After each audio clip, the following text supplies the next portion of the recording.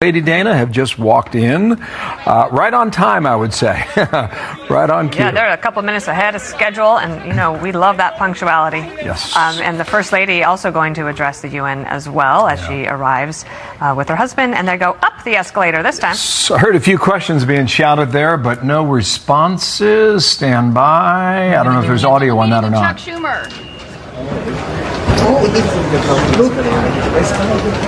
Okay, I heard the end. That was Chuck Schumer, and there's a reason for that. Right. So we just saw in the commercial break that President Trump has posted a very lengthy Truth Social, and it is all about the Democrats. And you might have heard that Senator Chuck Schumer and the Minority Leader Hakeem Jeffries, they have asked for a meeting with President Trump on Thursday to try to avoid this government shutdown and maybe bring up other things.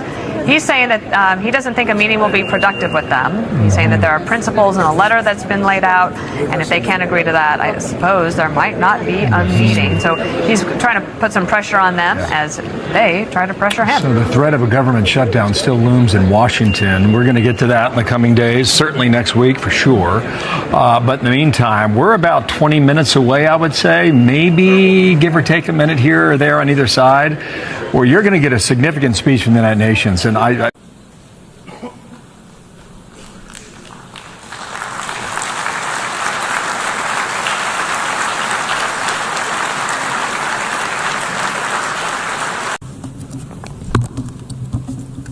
And I don't mind making this speech without a teleprompter, because the teleprompter is not working.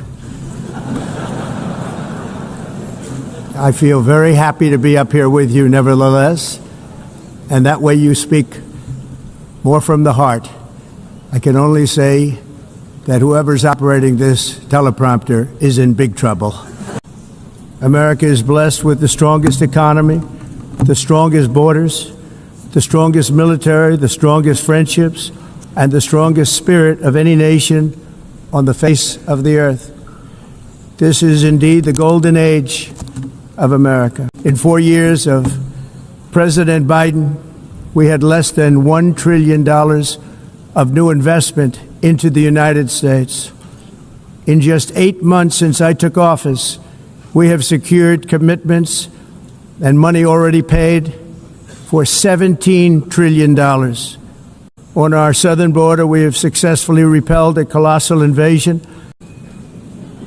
I want to thank the country of El Salvador for the successful and professional job they've done in receiving and jailing so many criminals that entered our country. We have no choice. And other countries have no choice, because other countries are in the exact same situation with immigration. It's destroying your country, and you have to do something about it.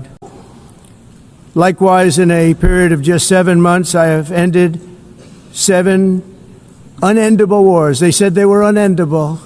You're never going to get them solved. Some were going for 31 years, 2 of them, 31, think of it, 31 years. One was 36 years. One was 28 years. I ended 7 wars. And in all cases, they were raging with countless thousands of people being killed.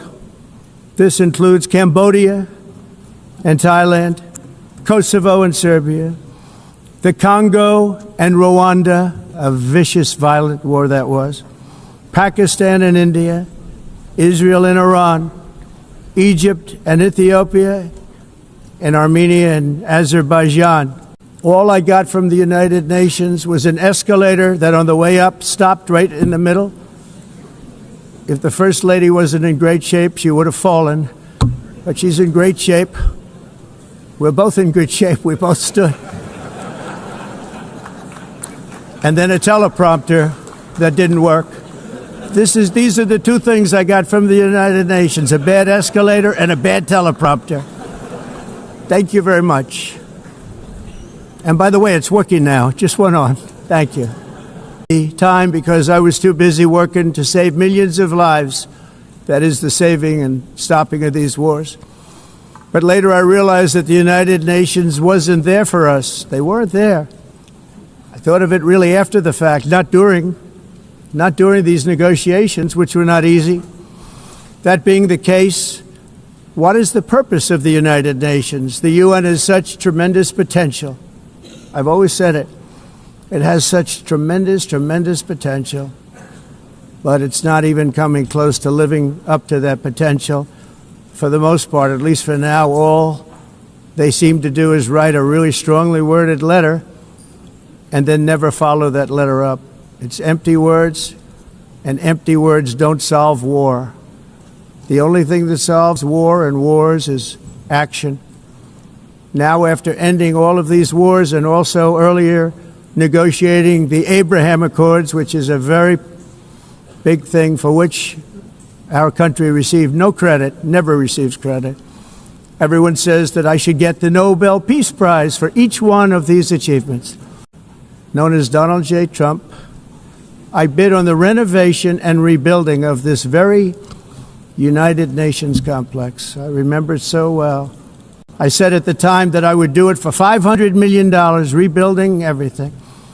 It would be beautiful. I used to talk about, I'm going to give you marble floors. They're going to give you terrazzo. I'm going to give you the best of everything. You're going to have mahogany walls. They're going to give you plastic. But they decided to go in another direction, which was much more expensive at the time, and which actually produced a far inferior product. And I realized that they did not know what they were doing when it came to construction, and that their building concepts were so wrong, and the product that they were proposing to build was so bad and so costly. It was going to cost them a fortune. And I said, and wait till you see the overruns. Well, I turned out to be right. They had massive cost overruns and spent between $2 and $4 billion on the building and did not even get the marble floors that I promised them. Fortunately, many things in the United Nations are happening just like that, but on an even much bigger scale, much, much bigger. Very sad to see. Whether the UN can manage to play a productive role, I've come here today to offer the hand of American leadership and friendship to any nation in this assembly that is willing to join us in forging a safer, more prosperous world. And it's a world that we'll be much happier with. A dramatically better future is within our reach. But to get there, we must reject the failed approaches of the past and work together to confront some of the greatest threats in history. There is no more serious danger to our planet today than the most powerful and destructive weapons ever devised by man, of which the United States, as you know, has many. In my first term, I've made containing these threats a top priority, starting with the nation of Iran. My position is very simple. The world's number one sponsor of terror can never be allowed to possess the most dangerous weapon. That's why shortly after taking office, I sent the so-called Supreme Leader a letter making a generous offer. I extended a pledge of full cooperation in exchange for a suspension of Iran's nuclear program. The regime's answer was to continue their constant threats to their neighbors and U.S. interests throughout the region and some great countries that are right nearby. Today, many of Iran's former military commanders, in fact, I can say almost all of them, are no longer with us. As everyone knows, I have also been deeply engaged in seeking a ceasefire in Gaza. Have to get that done. Have to get it done. Unfortunately, Hamas has repeatedly rejected reasonable offers to make peace. We can't forget October 7th, can we? Now, as if to encourage continued conflict, some of this body is seeking to unilaterally recognize a Palestinian state. The rewards would be too great for Hamas terrorists for their atrocities. This would be a reward for these horrible atrocities, including October 7th. Everyone thought Russia would win this war in 3 days, but it didn't work out that way. It was supposed to be just a quick little skirmish. It's not making Russia look good. It's making them look bad. They can't be doing what they're doing. They're buying oil and gas from Russia while they're fighting Russia. It's embarrassing to them, and it was very embarrassing to them when I found out about it, I can tell you that. Today, I'm also calling on every nation to join us in ending the development of biological weapons once and for all. And biological is terrible, and nuclear is even beyond, and we include nuclear in that. Your countries are being ruined. The United Nations is funding an assault on Western countries and their borders. Europe is in serious trouble. They've been invaded by a force of illegal aliens like nobody's ever seen before. Illegal aliens are pouring into Europe. Nobody's doing anything to change it, to get them out. I look at London, where you have a terrible mayor, terrible mayor. And it's been so changed. Now they want to go to Sharia law. But you're in a different country. You can't do that. Let us defend free speech and free expression. Let us protect religious liberty, including for the most persecuted religion on the planet today. It's called Christianity.